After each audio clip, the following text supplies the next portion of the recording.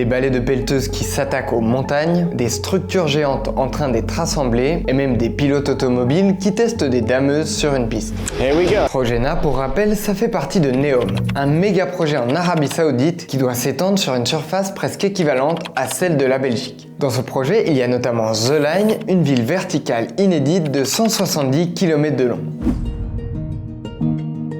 Trojena, c'est une autre composante située cette fois dans les montagnes. Trojena constituerait les montagnes de Neom, donc ce serait une station de ski en altitude en Arabie Saoudite. Elle est principalement présentée comme une station touristique hors norme qui espère attirer 700 000 visiteurs par an d'ici 2030. Et le coût est aujourd'hui estimé à 19 milliards de dollars selon Bloomberg.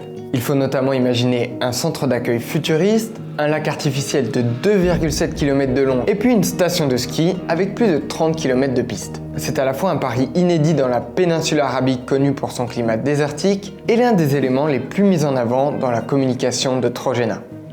Initialement, Trojena est prévu pour 2026 et doit accueillir les Jeux asiatiques d'hiver dès 2029. Mais selon les médias Financial Times et Bloomberg, le projet ferait face à des difficultés, notamment pour produire suffisamment de neige, mais aussi pour pomper de l'eau pour le lac artificiel et pour construire dans cet environnement isolé.